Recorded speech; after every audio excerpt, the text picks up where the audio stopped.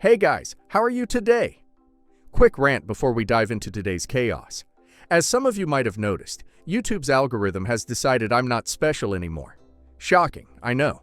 So now if you don't like, comment, or do a little backflip in the algorithm's honor, this video might just vanish into the void, never to be seen again.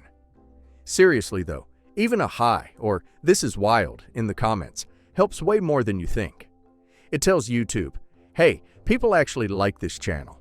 Maybe don't hide it from everyone. That can really help push my videos out to a wider audience, not just to my subscribers. So if you enjoy these stories and want to support the channel, that's the best way to do it. Now grab a drink, get comfy, and enjoy the drama. You won't want to miss this one. My wife, 26 female, and I, 26 male, have been together since we were 19. We started dating in college, fell hard, and got married 2 years later. From the very beginning, she was clear with me about one thing. She didn't want kids. Not just not now, but not ever, and I accepted that. Even though deep down, I've always dreamed of being a dad someday, of having a little one to raise, teach, protect, and love. But I also knew I loved her more, so I made peace with the idea that parenthood might not be in the cards for me. What mattered most was building a life with her. Fast forward a few years. We had a great rhythm. We worked hard, adopted a rescue dog, traveled a bit, bought our first home. Life was good. And then something unexpected happened. Around the time we both turned 25, I started noticing small changes.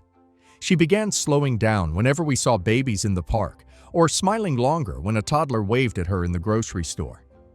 She asked me casually what kind of parent I thought I'd be, or if I thought names like Leo or Nora sounded more old-fashioned or timeless. At first, I didn't read too much into it.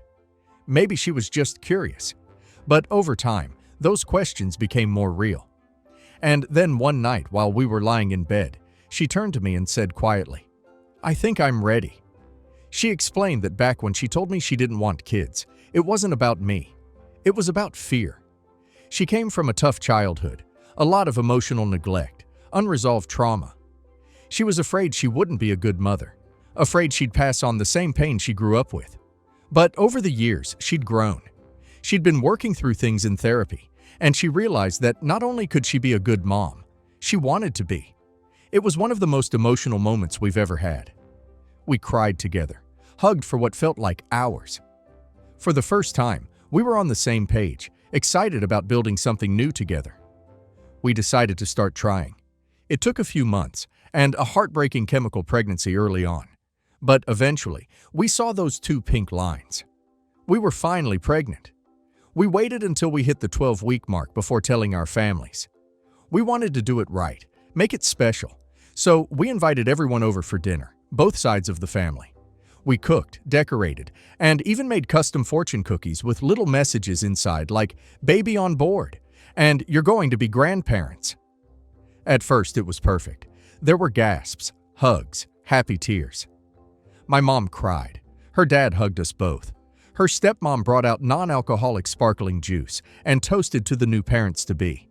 But her aunt and cousin didn't say much. They just gave these tight-lipped smiles and stayed oddly quiet. I brushed it off. Not everyone knows how to react in emotional moments. But then her stepsister, Kelly, 32 female, ruined everything. Right in the middle of dessert, she leaned forward, looked me dead in the eye, and said, "Are we all just going to pretend this makes sense? That she suddenly wants a baby now? She always said she didn't want kids. So what did you do to change her mind?" I was stunned. Everyone went silent. I calmly replied, "We talked about it." She changed her mind. We both decided to try. Kelly didn't back off. "No, that's not like her. You've always been a little intense. I remember how you used to blow up over small stuff. You have anger issues. You're controlling. I bet you pressured her into this." My heart dropped. I could see the color drain from my wife's face. I said, "Kelly, that's completely untrue. We've both grown a lot over the years. We made this decision together. You don't get to accuse me of manipulation based on arguments we had 6 years ago." But she didn't stop. She turned to my wife and said, "Just tell the truth. If you didn't want this, you can say it. We'll support you. You don't have to go through with this just because he wants it." At that point, my wife stood up, her hand shaking, and said, "Kelly, stop. I wanted this. I want this baby. You don't know everything about my life. You don't get to speak for me." Kelly scoffed and said something under her breath. I didn't catch it. I was too busy trying to keep myself from exploding. But that was it for me. I stood up and said, loud and clear, "You need to leave. Now. You don't get to show up at our home, accuse me of manipulating my wife, and trying to convince my wife to not continue with the pregnancy." Get out. Kelly, her cousin, and her aunt all got up and stormed out without another word. And just like that, the joy was gone. The rest of the evening was awkward. People tried to salvage it. My dad cracked a few jokes. Her stepmom tried to talk about baby names. But the warmth, the magic, it had all been sucked out of the room. Later that night, my wife broke down crying. Not because she was having second thoughts. She was clear that she was happy about the baby. But because someone she loved had tried to ruin one of the most important moments of her life. And for what? We talked for hours. She said she's never felt more supported by me. That seeing me stand up for her, for us, reminded her exactly why she chose me. But I could tell it hurt. Kelly and my wife used to be close. And now I'm left wondering, did I go too far by kicking her out? Could I have handled it differently? Was it wrong to react so strongly? I don't regret defending my wife, but I do feel the loss of what should have been a beautiful memory. Instead, we'll always remember it as the night everything got tainted by someone else's judgment. So, Reddit. Am I the a-hole for kicking out my wife's stepsister after she accused me of manipulating her into getting pregnant in front of our whole family? Not the a-hole. She didn't just cross a line. She bulldozed through it, set it on fire, and then acted like she was the victim. OP's wife clearly wanted this. The fact that Kelly couldn't handle that OP's wife changed her mind speaks volumes about her, not OP. And now let's hear community's opinion.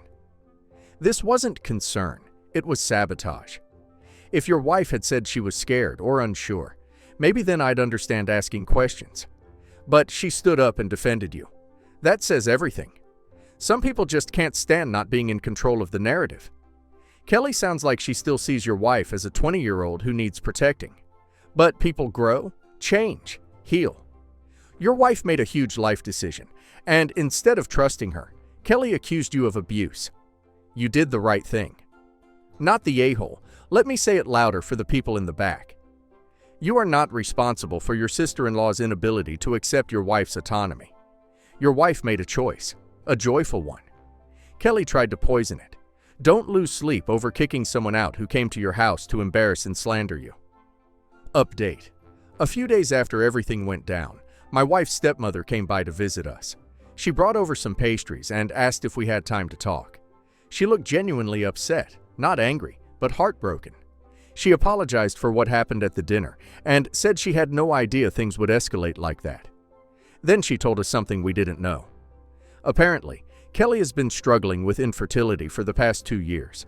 Multiple failed IVF attempts, a miscarriage last year, and she recently found out she may not be able to have children at all.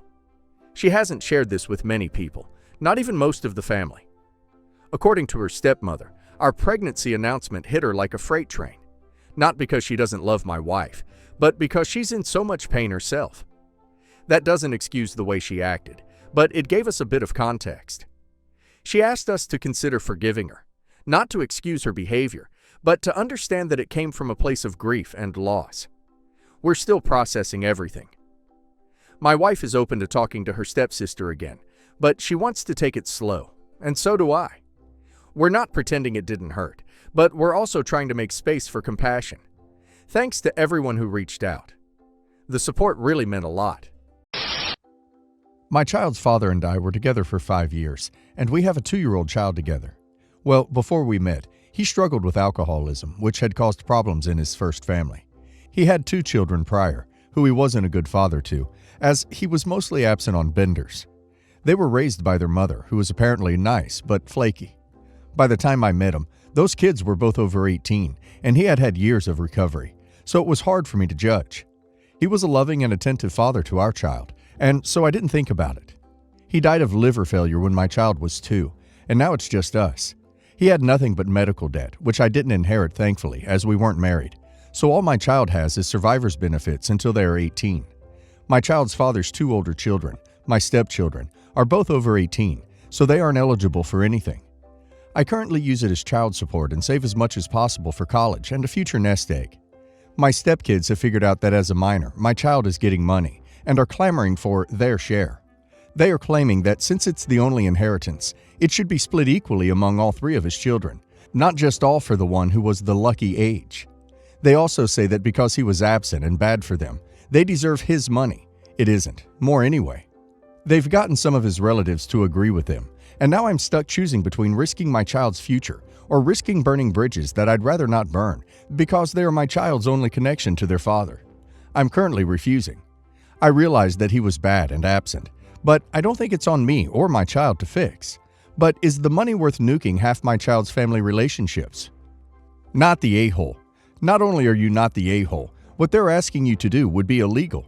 There are guidelines on what you may use Social Security survival benefits for, and handouts to other family members aren't on the list.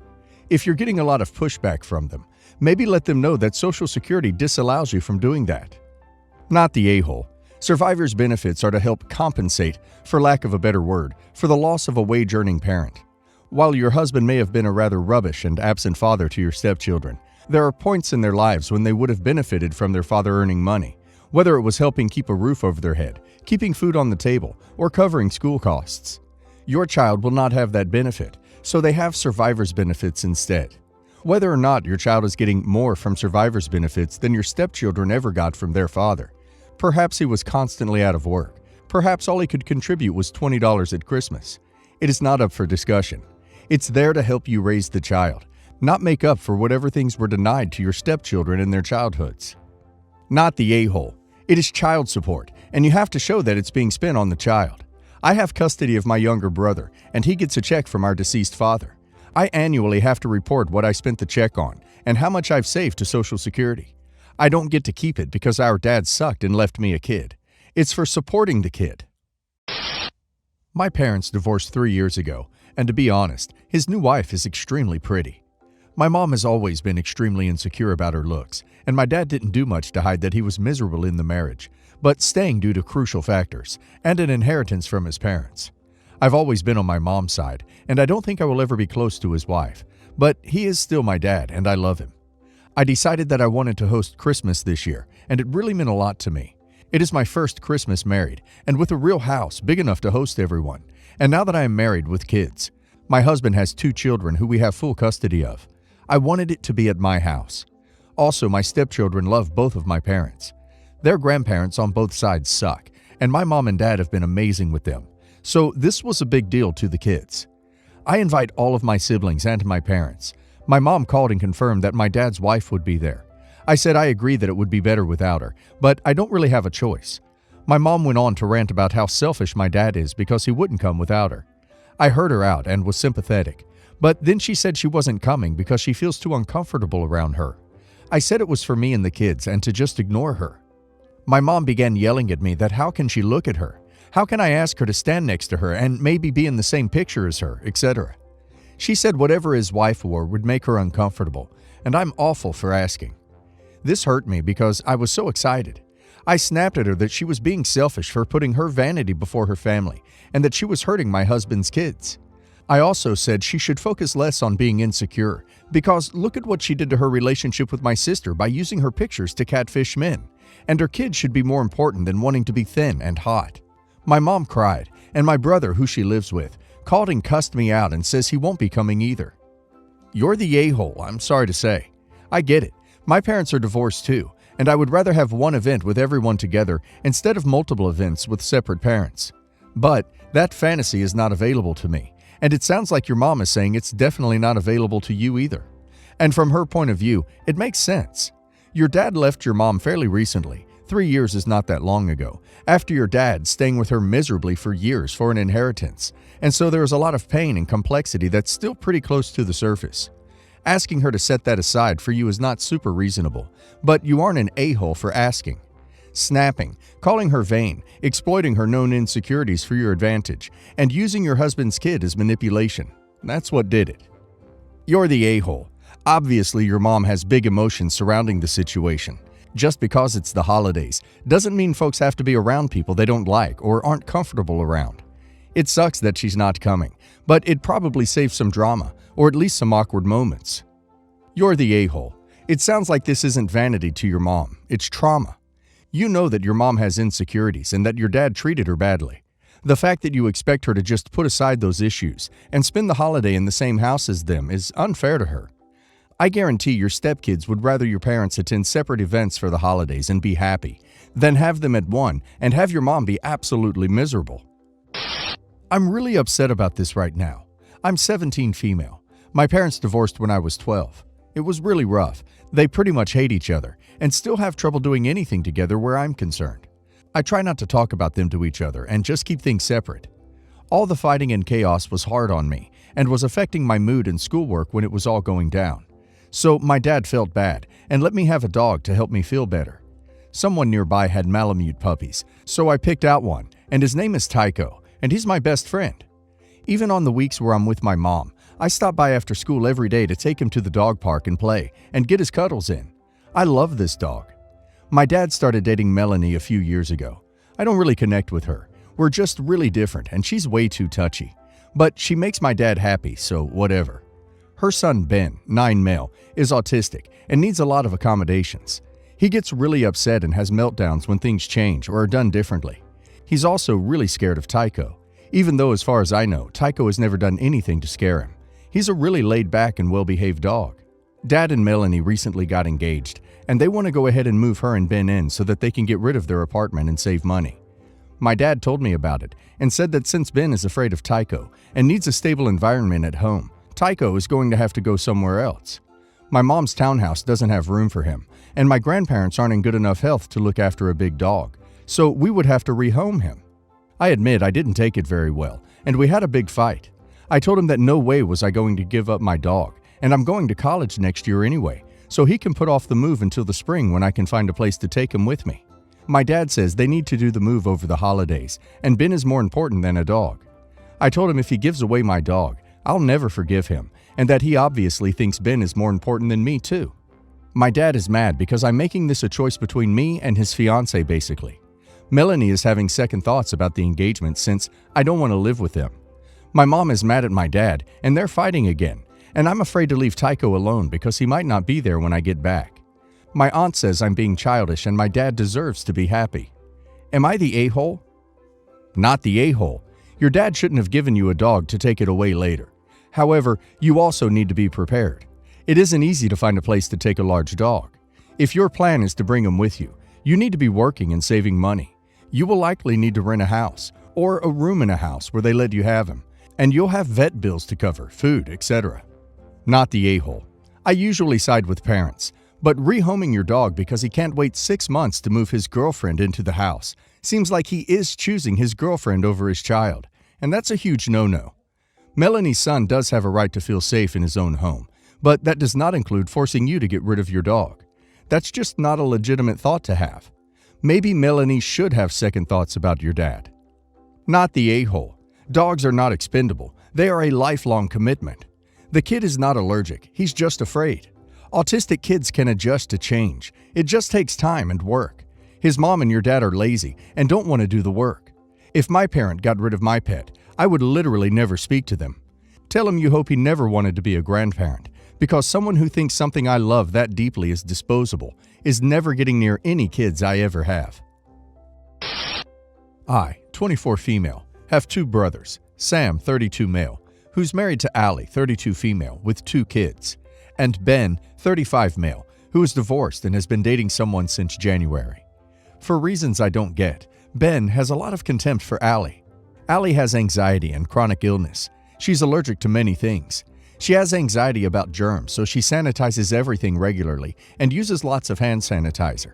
She's allergic to cinnamon and chocolate, but the chocolate thing is not constant, so sometimes she can indulge, but others she can't.